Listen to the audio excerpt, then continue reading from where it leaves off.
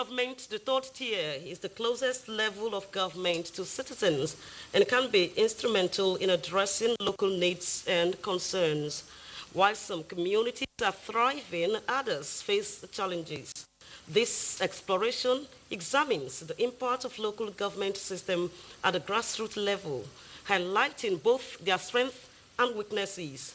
Examining the gains and losses of local government system at the grassroots is crucial for understanding their true impact on citizens.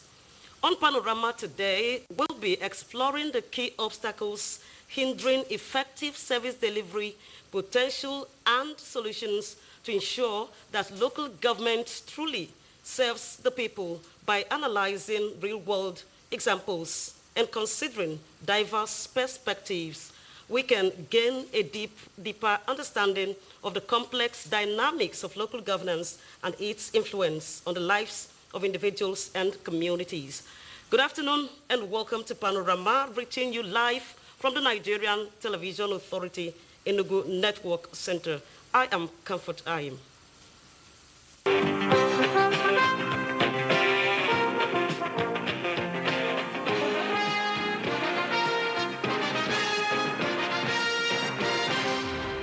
And first, the news. The Nigerian police force has continued to demonstrate its unwavering commitment to internal security through a series of successful operations leading to the rescue of kidnapped victims, arrest of notorious criminals, and the recovery of illegal arms. Their achievement underscores the NPF's proactive approach to combating crimes and safeguarding Nigerian citizens in Katsina State. Operatives of the Faskari Division failed a kidnap attempt along the Funtua-Gazu Highway. Engaging the bandit in a fierce gun battle, the officers forced the criminals to flee with suspected bullet wounds. 10 victims, including 2 drivers and 8 passengers, were rescued unhurt and have since been reunited with their families. Similarly, in Taraba State, operatives of the State Intelligence Department, in collaboration with local vigilante, arrested 40-year-old Umar Ahmad, a notorious criminal, at a roadblock in Jalingo. Ahmad later led police to Mayo Faran village, where 2 AK-47 rifles previously cleared away during a deadly ambush in 2023. In another development, officers from the Fege Division in Anambra State intercepted a suspiciously parked shuttle bus along Port Harcourt Road, Onitsha. In search of the vehicle, uncovered 5 pump-action guns and 2 handcuffs concealed inside a bag of rice. Meanwhile, operatives of the Rapid Response Squad arrested 25-year-old Israel Akachuku at his residence in Nkpo, where 2 pump-action guns, live cartridges, and other weapons were recovered. The Inspector General of Police, IGP Kayode Egbetokun, commended the officers for their professionalism and bravery. He reiterated the force's commitment to protecting lives and property and urged citizens to continue providing timely information to support the law enforcement agents and their efforts as well. And Kogi State government is not relenting in its fight against polio, as children across the state are going for another round of immunization against the disease. Jonathan Omajali reports that this is part of activities marking this year's African Vaccination Week. The report. Drops of vaccine being administered to children in Lokoja, Kogi State. Although Nigeria was declared free of wild polio in 2020, the spread of the circulating vaccine-derived polio virus type 2 remains a concern.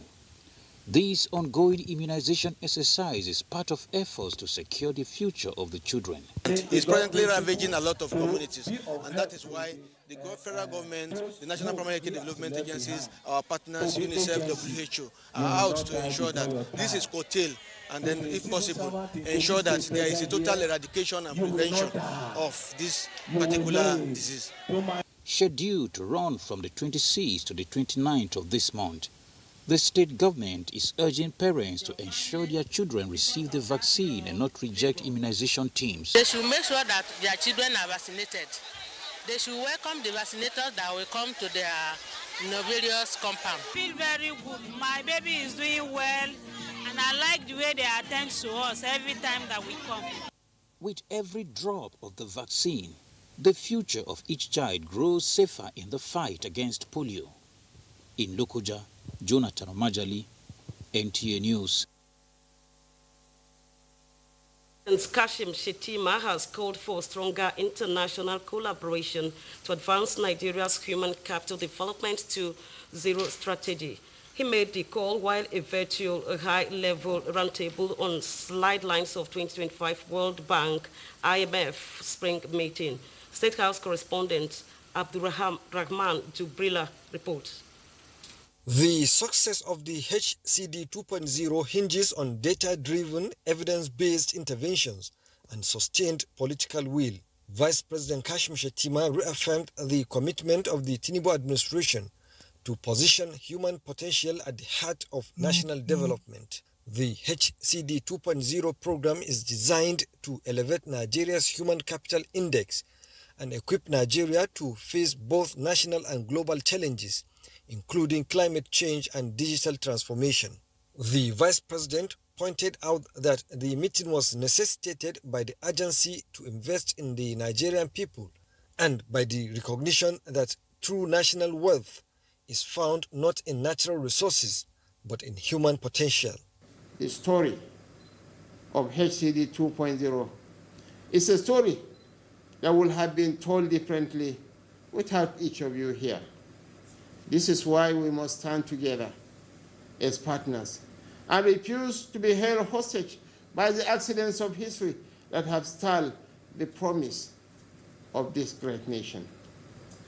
We are more than excited to compare notes with the rest of the world, and we are grateful to the World Bank and all stakeholders for sharing our ambition.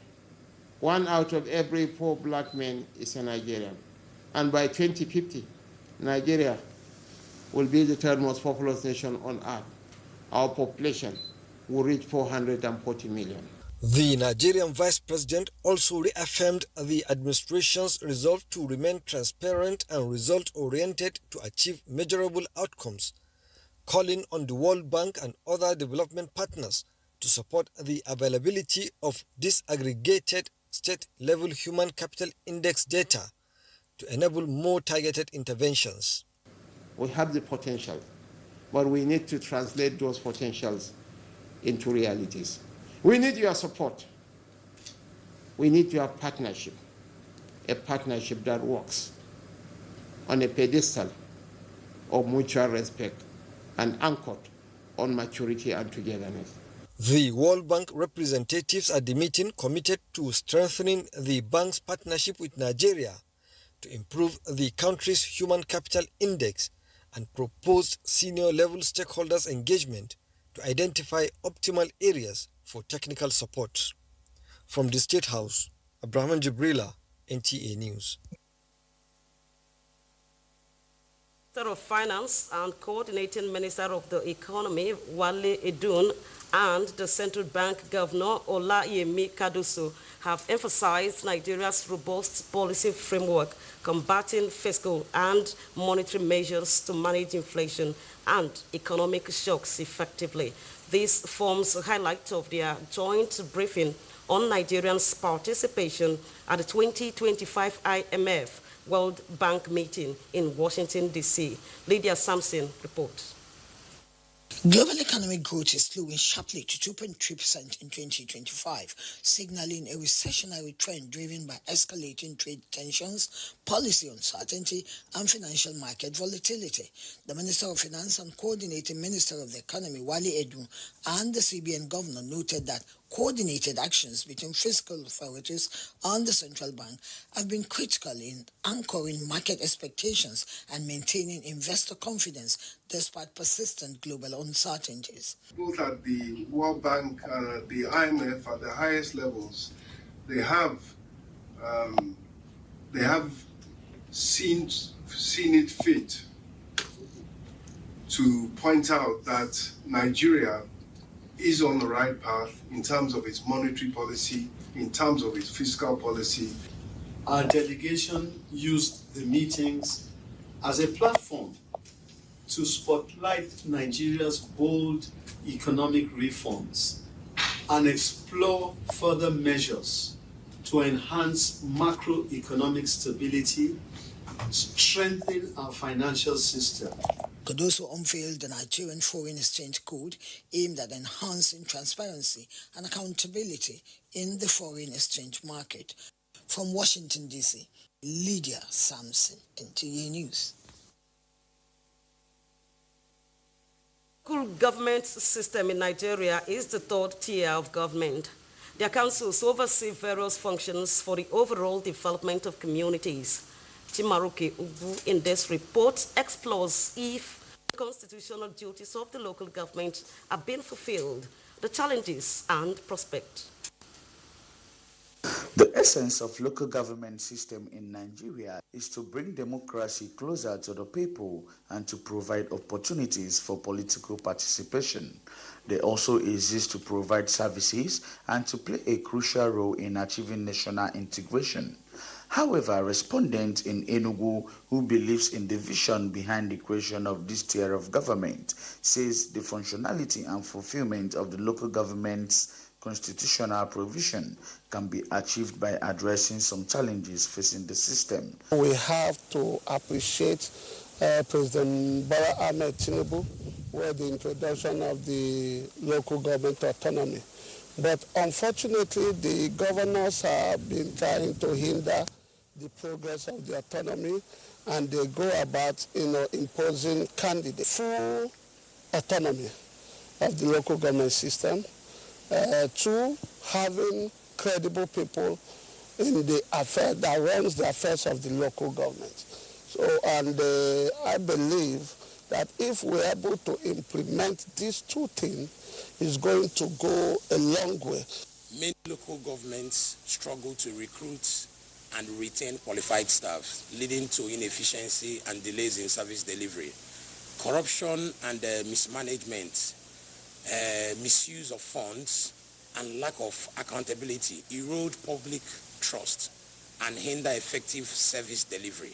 Adopting open data initiative, engaging with citizens through public forums and consultation, and setting up projects that the normal individuals will participate in the policies of initiation. Local government supposed to be the tier of government that are closest to the people and closest to the masses. They're supposed to be the one that hear the sound of their people and know what their challenges are before it will reach to the state government and the federal government. For the local government authorities to live up to their responsibilities, it is pertinent to implement these concerns to optimize performances and improve service delivery. In Enugu, Chimaroke Ugu, NTA News. That background report takes us to the business of the day, examining the gains and losses of local government system at a grassroots level. And joining me to do this is the Enugu State Local Government Chairman, Mr. Beloved Dan Obi Anike. Good to see you on Panorama, sir. Thank you for having me. All right, let's begin with the most significant challenges confronting local government system in Nigeria today. Yeah, just like highlighted in the report, the most significant challenges is weak institutions. I was sworn in on the 30th of September 2024, and I got to a system that actually, if not for what the governor was doing before we came in, was quite weak, and both from the structure and operations of the local government. So, but the rebuilding system have started both from the public office holders and the civil servants. So I will identify the weak systems. You know, Nigeria as a whole, like as put it by Karl May, is like a house that is falling. The rebuilding must start from the local government because we are the building blocks.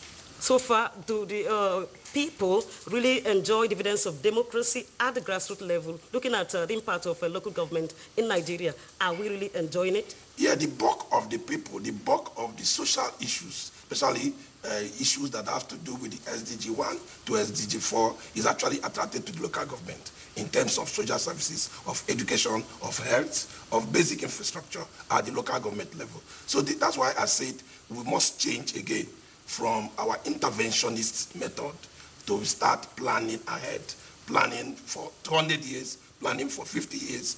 Domain plans have been by the national government, have been by the state government, but there should be a domain plan that starts from the local government. If we have a domain plan that is rooted bottom up from the local government, you will see that what we have been looking for up there, we can get it down. And how can the local government overcome these challenges? How?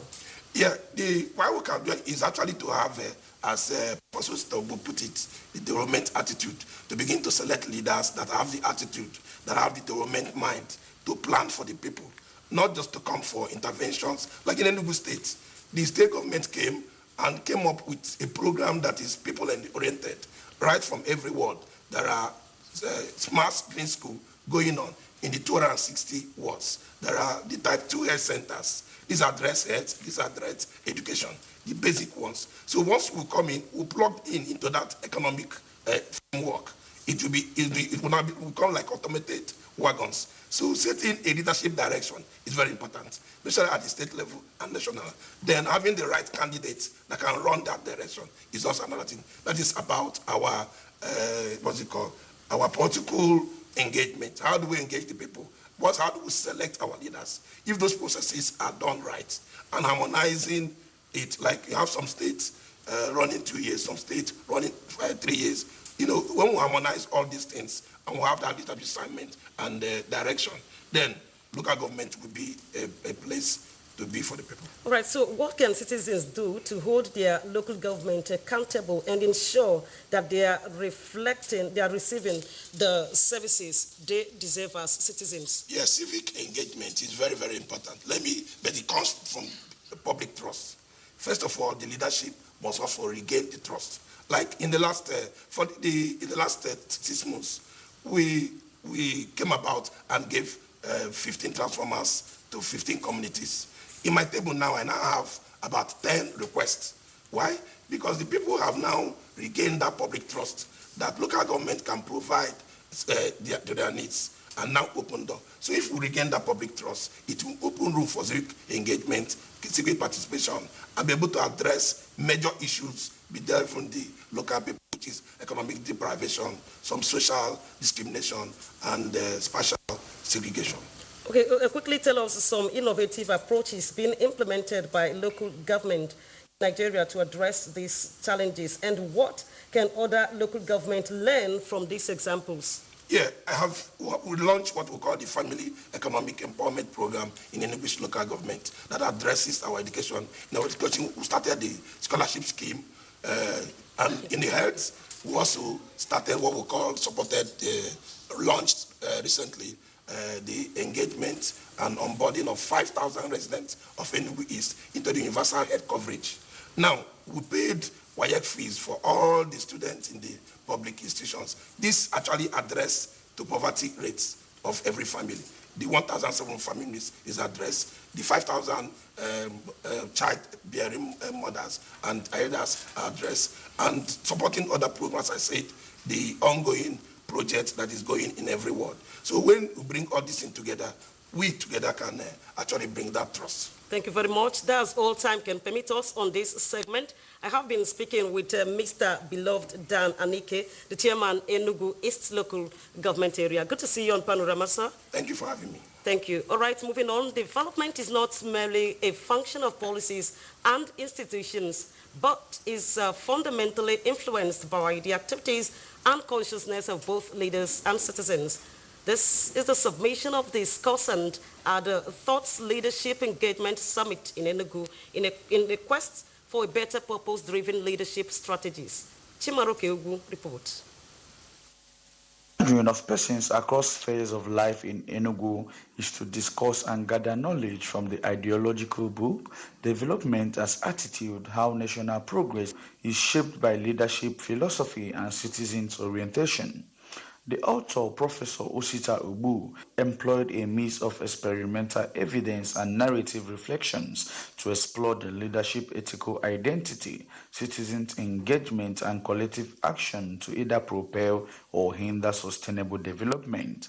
In this regard, the Nigerian Economic Summit Group convened the series to promote leadership, governance, and national development.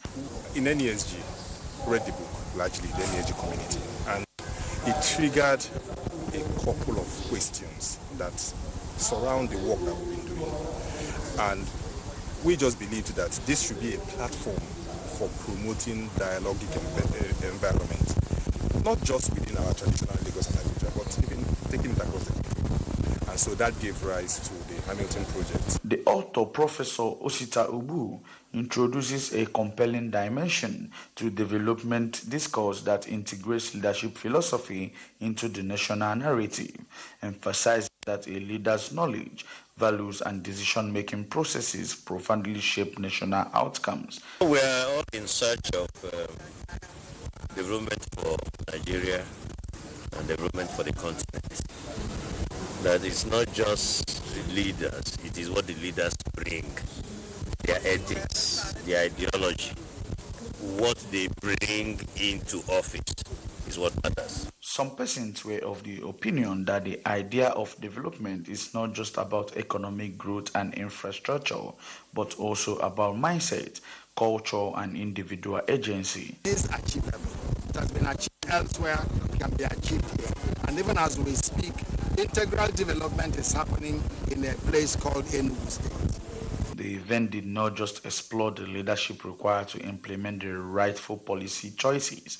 It also provided a platform for the book to contribute to the broader multidisciplinary discourse on Nigeria and Africa's development. In Enugu, Chimaroke Ugu, NTA News. Still watching Panorama, and on sports update, let's join Oche Mbede. 9 matches will be decided Sunday on March the 35th of the Nigerian Premier Football League as the domestic league near its business end. Nasarawa United will welcome Atlant FC at the Lafayette Township Stadium as third-place Ikorodu City are away to relegation battling Akwa United at the Gov't Stadium, Uyo. Elsewhere, relegated side Lobby Stars of Makurdi travel to Ilori as they tackle Kwara United, while Enugu Rangers and Enyimba square off at the Nnamdi Azikiwe Stadium.